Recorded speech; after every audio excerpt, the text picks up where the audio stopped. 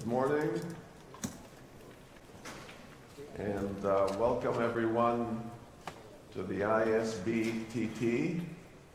I'm John de Tulueta, a member of the board of the Círculo de Empresarios, and I was recruited to this job because I speak English.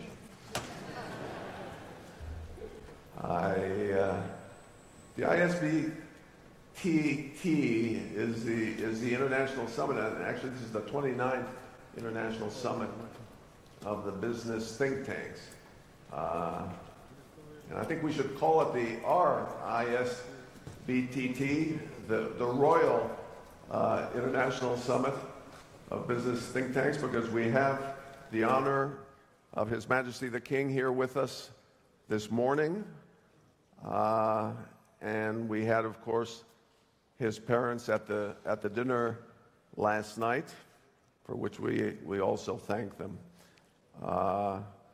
We also have here with us the Minister Luis de Guindos, Minister of the Economy, Industry, and Competitiveness, who will close the session at the end of the afternoon. So please stay for the full day, and I urge everyone to stay in the afternoon, where we have some very, very strong panels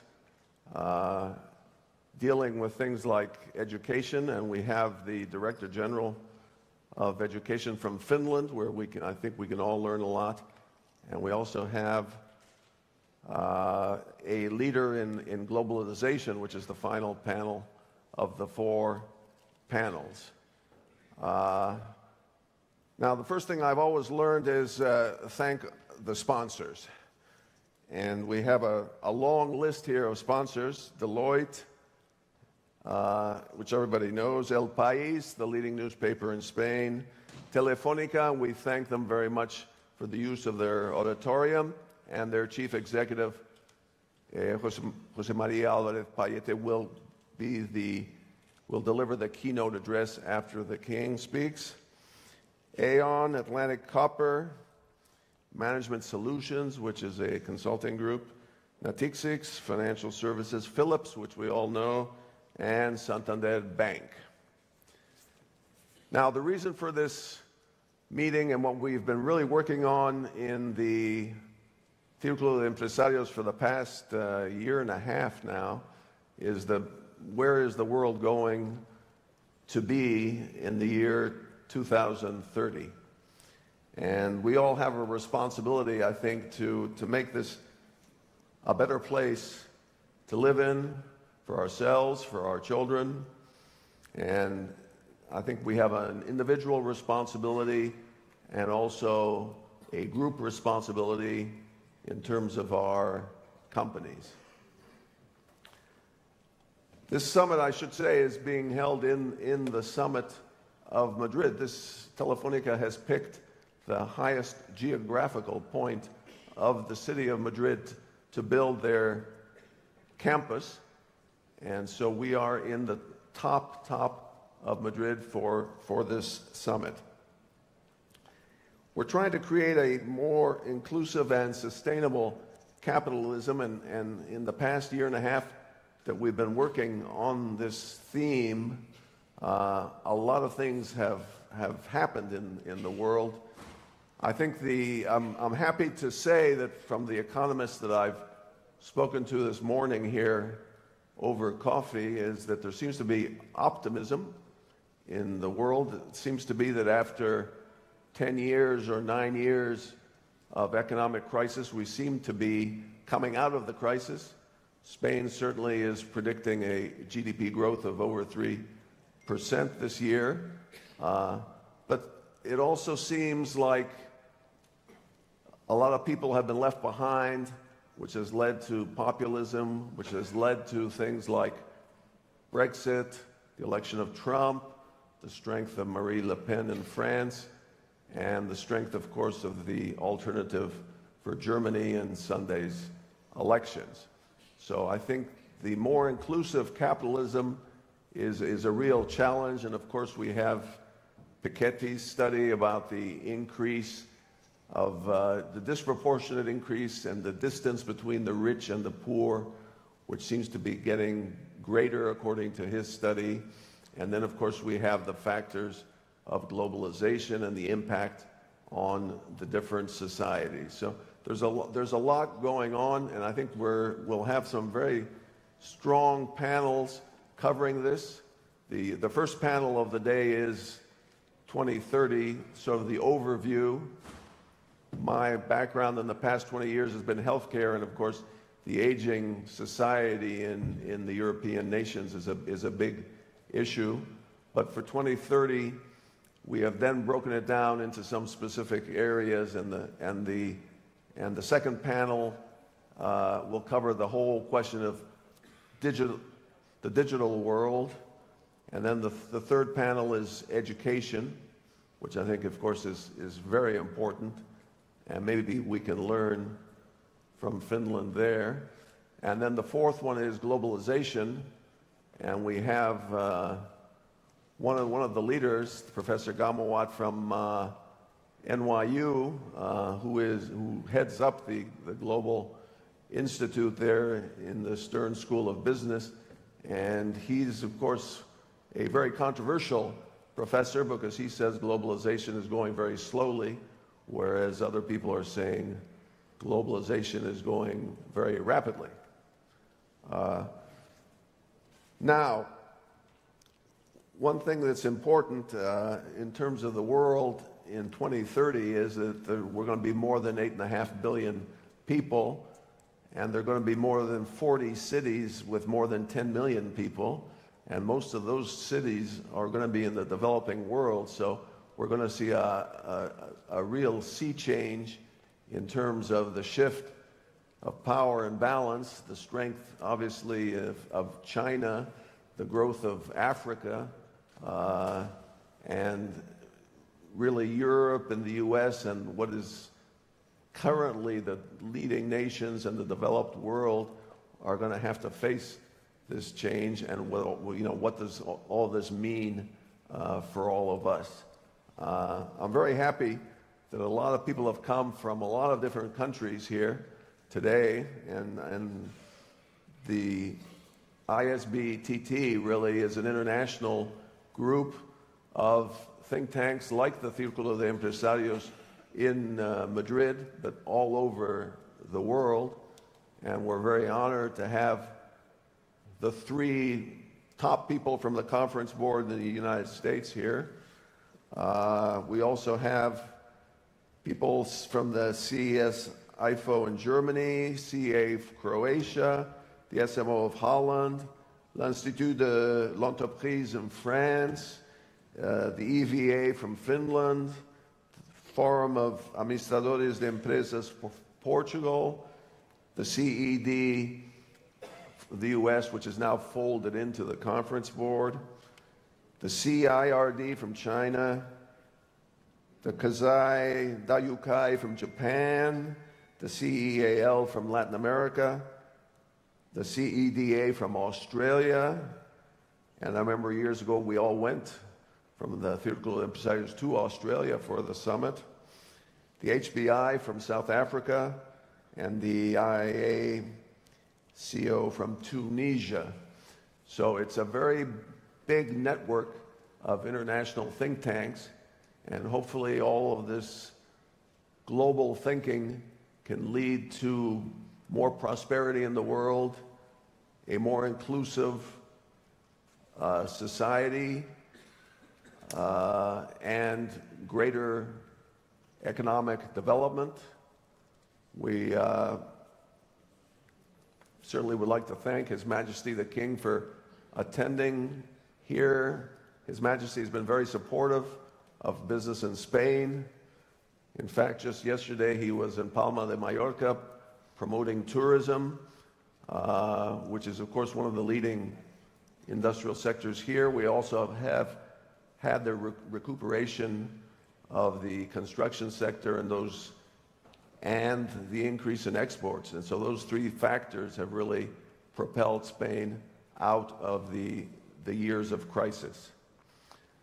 So the first person I would like to introduce to speak here today is the president of the Círculo de Empresarios, Javier Vega de Seoane, who's an engineer, who's had a brilliant business career.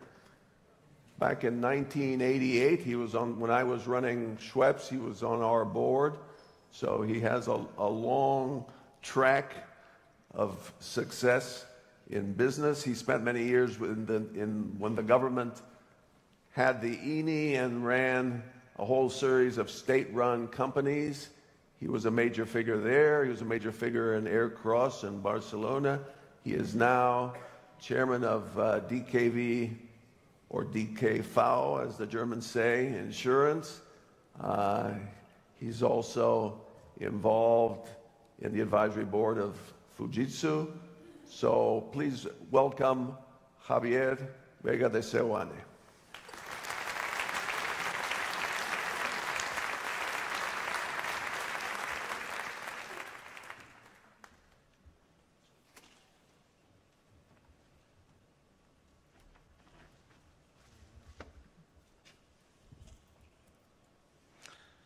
Thank you, John. I hope that from this part of Madrid, we will be able to have a long-range view and then find out what is the path we have to follow. Thank you. Your Majesty, Minister of Economy and Competitiveness, authorities, fellow organizations, friends. Firstly, I'd like to thank Your Majesty for having accepted our invitation to preside over the inauguration of the 29th International Summit of Business Think Tanks. Allow me also to welcome delegates of a variety of business organizations from all over the world, all members of the International Network of Business Think Tanks. I'd also like to take this opportunity to remind you that Círculo de Empresarios, which is celebrating its 40th anniversary, contributed more than 30 years ago to launch of this summit for business think tanks, and that this is the fourth time we have celebrated our international summit here in Madrid. We have therefore a veteran organization which says a lot about the consolidation of this international collaborative project comprised of organizations from civil society. And with this in mind, I would like to thank Lucila Gómez Baeza for her personal involvement in the initial launch of this global network. Lucila? Lucila is not here.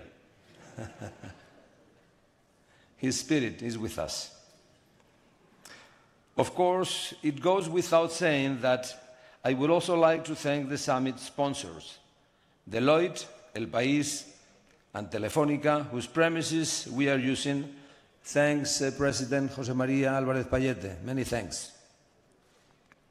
As well as the other patrons, Atlantic Copper, Aon, Management Solutions, Natixis, Philips, and Grupo Santander.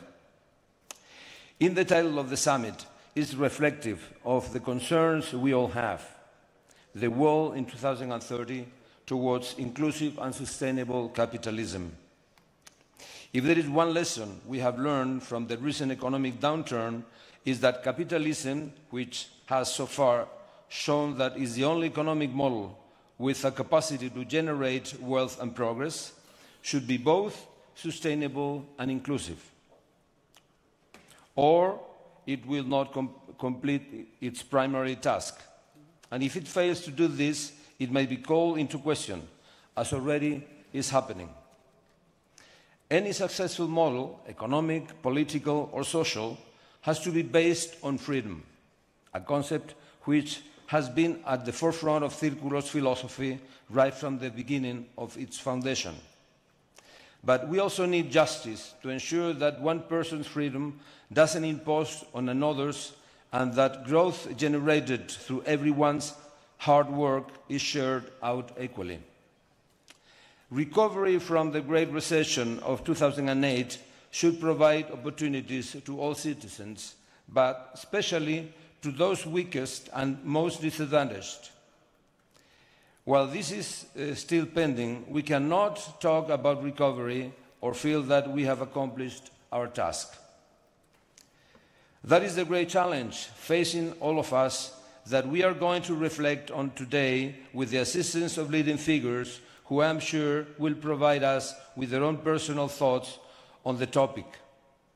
To all of you, I would like to thank you for your presence here today and the valuable contribution that, without a doubt, you are going to make. As president of a business think tank that has just celebrated its first 4 decades of activity, I would like also to say that with the current process of transformation of the world today, both civil society and business world need to take a more active role in finding solutions to the problems that affect society in general. Companies have to put their capabilities at the service of countries to solve or mitigate complex issues, and we should do this in close collaboration with public powers. Business responsibility strategies should gradually permeate the business community in the benefit of society as a whole. Today, where the whole world is experiencing a rapid disruptive transformation process, Círculo de Empresarios, whose slogan is Ideas for Growth, is concentrating its capacity around 3 areas: growth, institutional quality, and business responsibility. All this requires a stable framework that currently is being called into question on a local and global level by populism and obsolete nationalisms that seems to be unaware that world has changed. Yesterday, Círculo de Empresarios, on the occasion of its 40th anniversary, officially presented the document A Better Spain for Everyone. The purpose is to contribute to a national debate with the aim of developing a country project that we can all support and that will help us to recover the climate that we have lived through in recent times, such as the political transition or our entry into the European Union. Our dear friend and member of the Círculo's Advisory Board, José María Pérez Perides, has expressed the main concept of this project into the video that we will now show you. Please.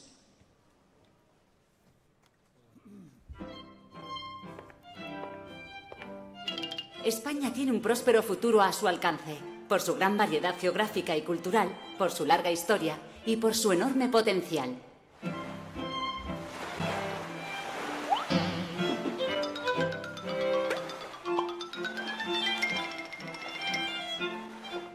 La democracia nos ha traído paz, libertad, estabilidad y prosperidad.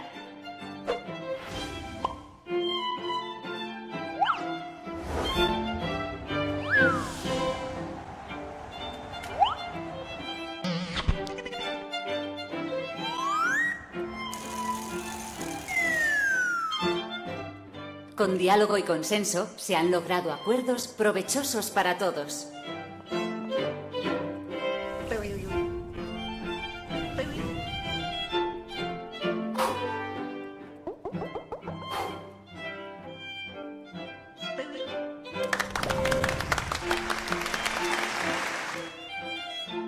En la era de la globalización, hace falta sumar talento e innovación.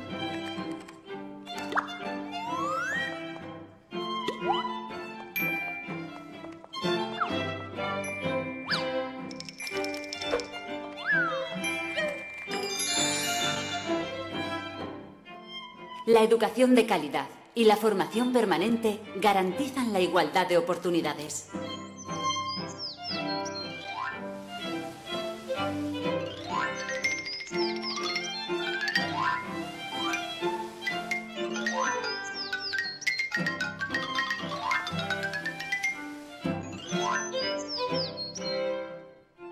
Necesitamos equipos preparados y solidarios para alcanzar objetivos ambiciosos.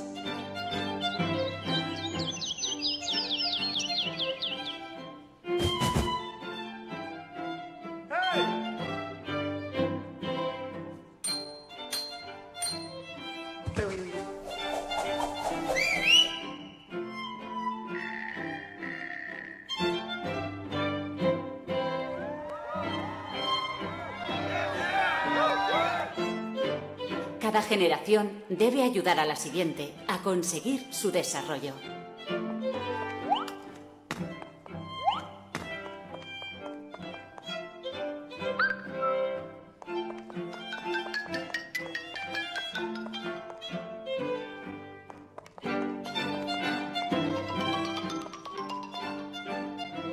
El crecimiento sostenido con empleo de calidad garantizará el estado de bienestar.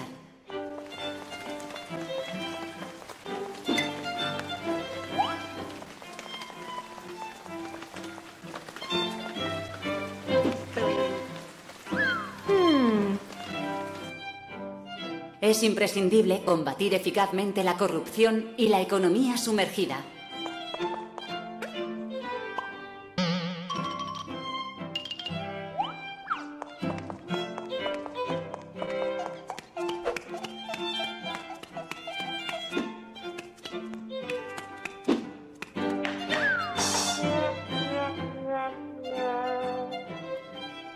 A todos nos incumbe lograr una España mejor en todos los ámbitos y sentidos.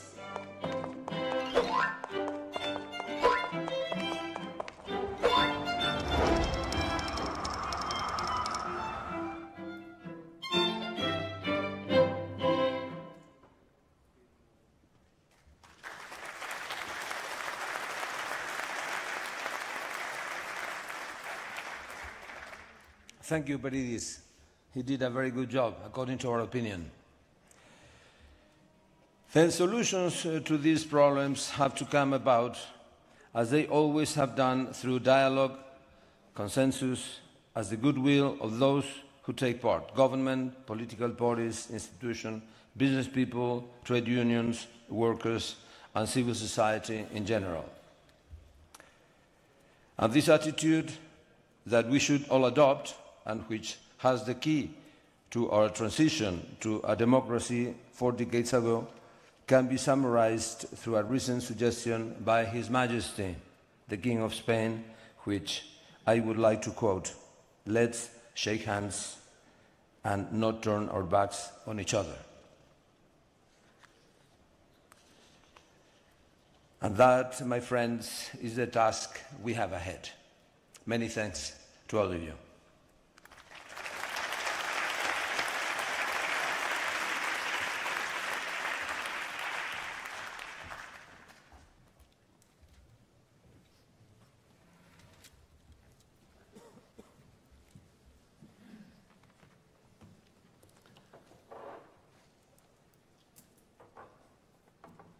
Bueno, y ahora toma la palabra Su Majestad el Rey. Now, His Majesty the King will say a few words to us.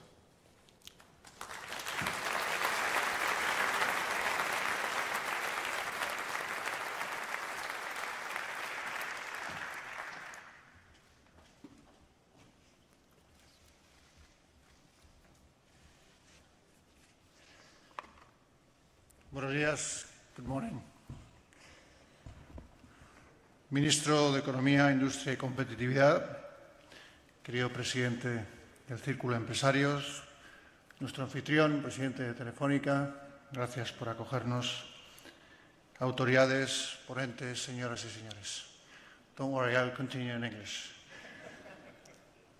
First of all, I would like to thank you for this invitation today, which follows on a previous invitation I would also want to thank, and that's your invitation last night to my parents, the King and Queen, Juan Carlos and Sofia, to your gala dinner celebrating that wonderful birthday.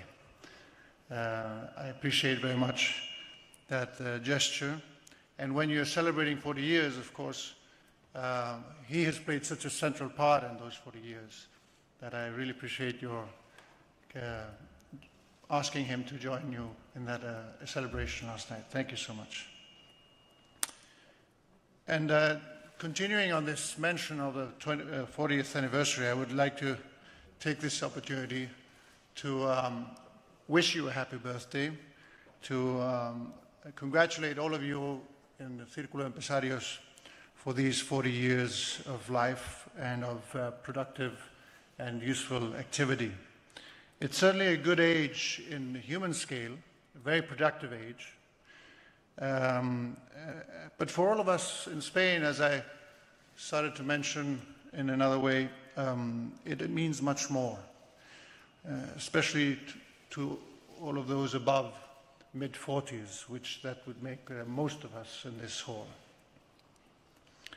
The reason I say this is, of course, because during this period, the last 40 years of Spain's history mark a unique and successful chapter of a society that has truly transformed itself in all senses. And I'm not going to dwell on all that. We know most of it, and we mention it very often.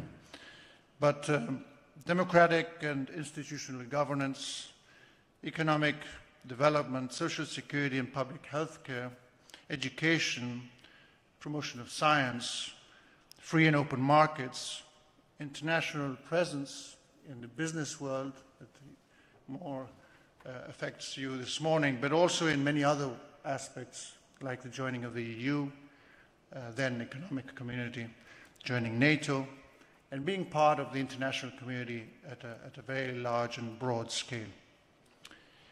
And in all that story of success, with all its ups and downs, of course, and with all the remaining challenges that we need to deal with, civil society institutions have indeed played a fundamental role. Within that role, Círculo de Empresarios should rightly be proud in claiming it has exercised the leading part in analyzing and forecasting problems with an independent stance, or in proposing useful ideas for our country's progress and modernization.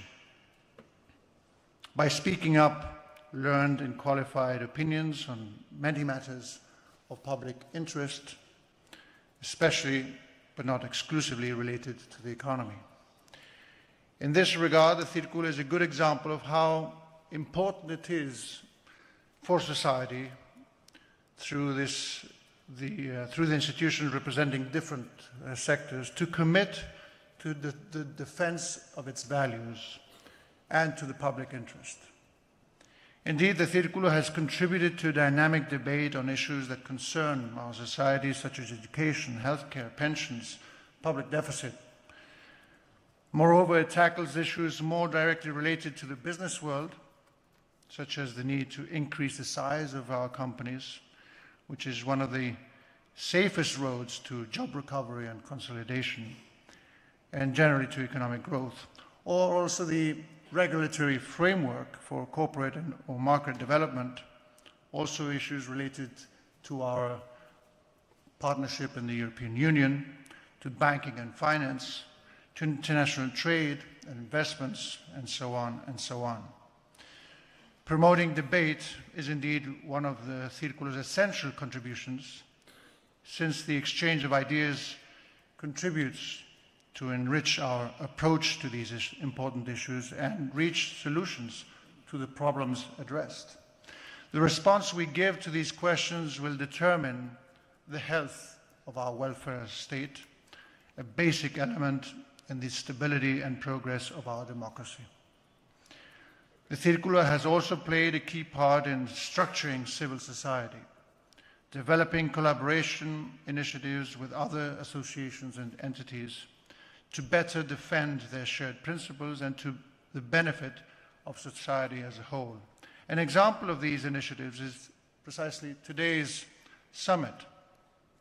This is the venue for spreading the Círculo's ideas beyond our borders in a world that should aspire to be increasingly united. And since I'm here mostly not to speak but to listen and to learn as well, I think we all should never stop learning. I won't continue occupying more of your precious time, but I will remain with you to listen. Unfortunately, I won't be able to do that the whole day, but I will pick on Javier for some brief reports on everything that you have been discussing today. We're going to have the opportunity and the privilege to listen to what I am sure will be some very interesting reflections coming from a group of highly prestigious personalities regarding the challenges posed to us by the still ongoing and deepening globalization. I won't say if it's fast or a slow process, but it certainly has been going on for centuries. And the more recent, complex, and accelerated influence of precisely the digital economy that pertains so much to what this company is about and its mobility. One of the more clear and extended effects of innovation today. Of course, there are many more embedded issues, themes, challenges in these broad concepts of modern trends. You mentioned some, John, the shift of gravity, of geostrategic gravity, the environment challenges, global climate change, the migrations, and all those enormous challenging trends of today have, of course, their economic impact. But those two broad issues, globalization and digital economy, are already having a present and daily impact and profound impact on two aspects that are critical for us: employment and education. If we can address them appropriately, we will certainly be able to advance towards the broad and long-term objective, which is a more inclusive and sustainable economic system. The crisis of these past years has placed us in an unsecure and unstable world, one with marked new social divides, a world that is facing major threats and uncertainties. I'm sure that joint reflection, the debate such as this morning, exchange of ideas, and as I pointed out, will help, certainly will help us find, among all of us, solutions to those major challenges. As I said, I won't continue occupying your time, but I certainly thank you for this opportunity. I congratulate you for maintaining this flame of deep thought, of generous thought about our problems, our trends, and to be able to face a better world tomorrow for future generations. With my best wishes for your every success at this event and also your long-term aspirations, it is now my honor to hereby declare open this 29th summit, International Summit, I won't add the R in front of it, of business think tanks. All the best to you, and thank you very much.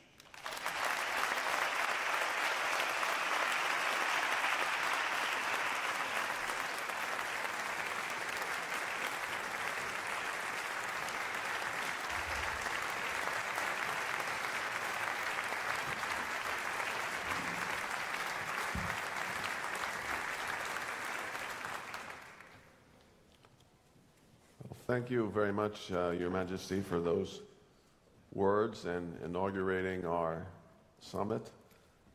Now we move on to the new CEO. Well, he was named CEO of Telefónica last year. José María Álvarez Payete will deliver a brief keynote address.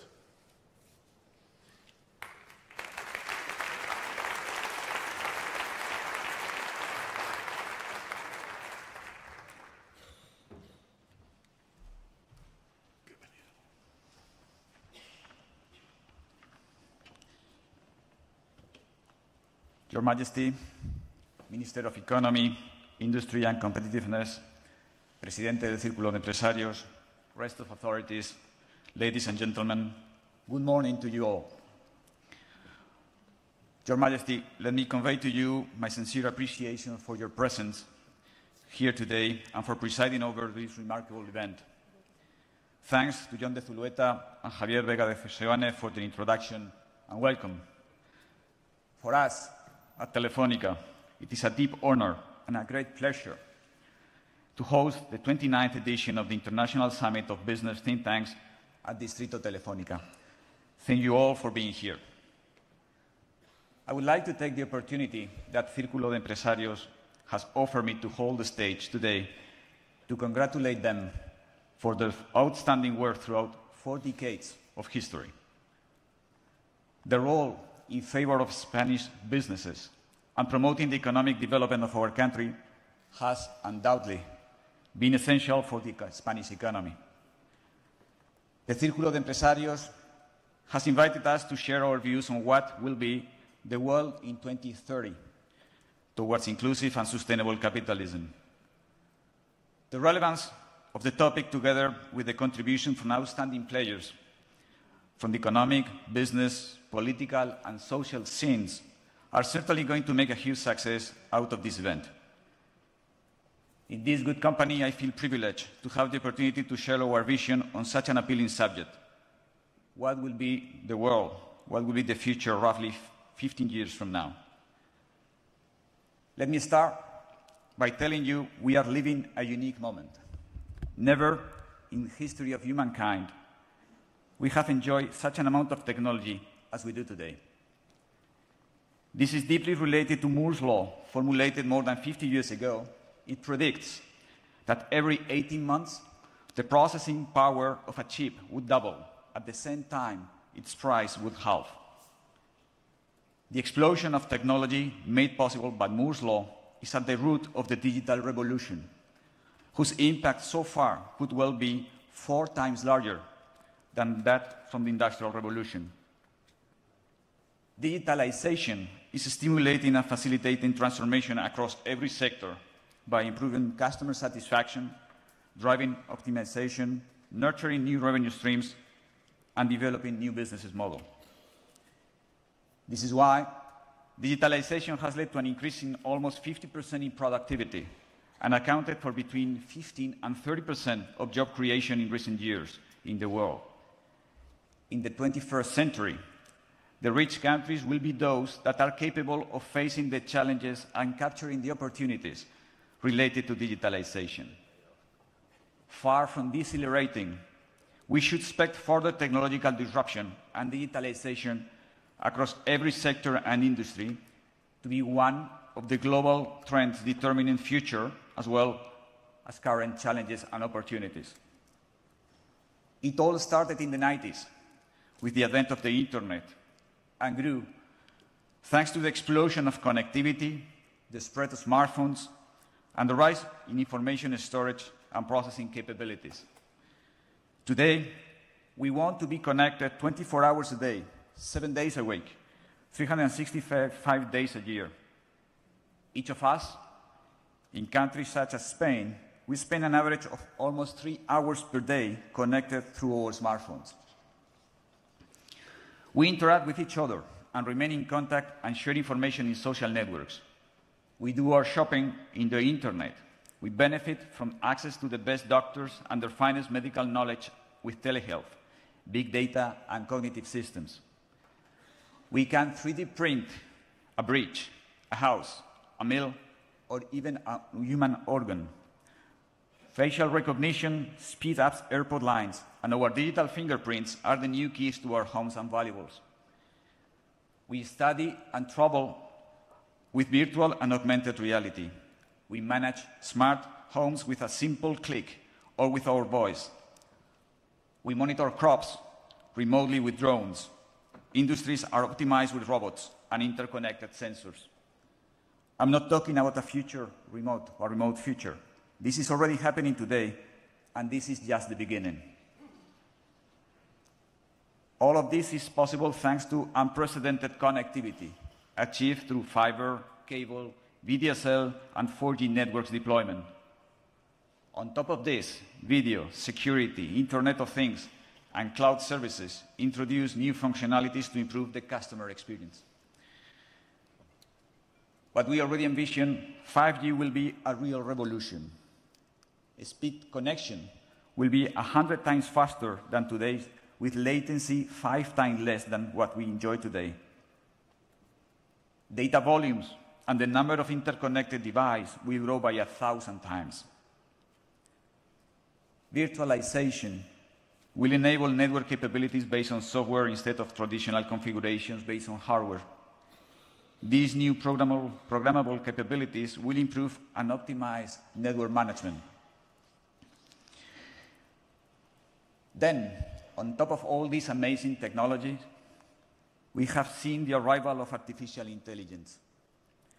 Not so long ago, this appeared to be just too futuristic. However, the development of underlying technologies such as augmented and virtual reality, language recognition, and machine learning algorithms is making it very real. Investment in artificial intelligence is actually growing at a high rate. In 2016, companies invested in it between $26 and $39 billion. And analysts expect global GDP will be 14 times higher in 2030 due to the impact of artificial intelligence. This is the equivalent to $16 trillion of wealth creation. This is more than the current output of China and India combined. Such focus certainly makes artificial intelligence a remarkable prospect in today's fast-changing economy. Furthermore, the intelligent use of the information generated by the connected devices will facilitate finding a solution for global challenges. This is why artificial intelligence and cognitive intelligence are so relevant for all of us. To be able to grab this opportunity and those emerging around us at amazing speed, we need to be open-minded and ready to be transformed. Let me tell you a little bit about our own experience at Telefónica and about how we decided to face one of the largest and deepest transformations in the industry. We have around 100 years of history. Our company was not born digital, and to adapt ourselves to the new digital environment is not a minor challenge for us. We embraced the concept of digitalization as early as in 2011, as we believe we are on the right path. In line with this decision, we have invested as much as 50 billion euros since 2012 to become what we call a platform company, with data as the new enabler for a new Telefónica. This vision allows us to glimpse an amazing new option, the opportunity to use cognitive power to become a key player in our customers' lives. We want our customer to feel that the network belongs to them and gives them a differential value towards a radical change in the relationship model with our customers. Moreover, we decided to do it guided by clear principles of privacy regarding the use of data, and those are security, transparency, and control. This is a huge step. This is why we are adding artificial intelligence and cognitive systems, a state-of-the-art technology in the capabilities of our network. I am deeply convinced that the impact from cognitive intelligence will be comparable in the near future to the one realized from mobile technology or broadband. All in all, there is no doubt we are living a vertiginous wave of disruption and spread of technology. As a result, we have reached levels of economic development and welfare never seen before, and we should expect this to go on. Technology emerges as the engine for democratization, progress, and well-being. 20% of global population does not have the technical possibility to access the network. Connecting the unconnected, for example, should provide access to millions of people to the opportunities of technology. Reducing the digital divide beyond connectivity. It means encouraging digital skills and education, starting with ESTM, that is, with science, technology, engineering, and maths. At the same time, academic training of new digital profiles that will arise in every professional area should be a priority for all of us. And let us not forget the social sciences we shall also need to help build this new world. Digital education is a very effective tool to reduce the digital divide and set the foundations to sustainable growth. And this is everyone's responsibility. At the same time, technology sets ethical debates, particularly around data. Who does data belong to? Where is the boundary between privacy and freedom? We are really crossing uncharted territory. Looking ahead, we should ask ourselves, what world do we want to build? And whether we are doing help us move along the desired path.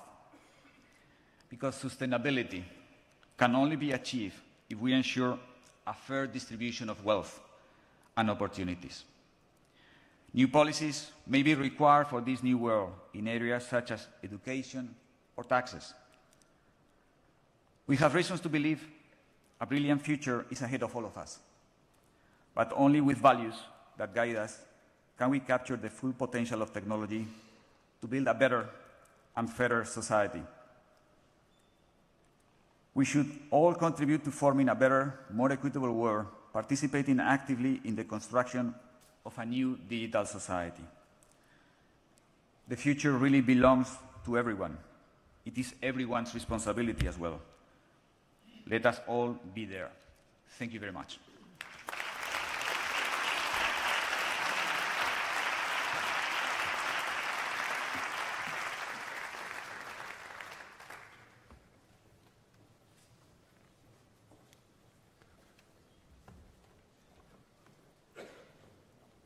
Well, now we start with the first one-hour panel. And this is the focus, of course, on the world in 2030, 13 years from now. The moderator is Tom Burns, the journalist. He spent many years as the correspondent of the Financial Times. Tom, one of the people here today, said you are the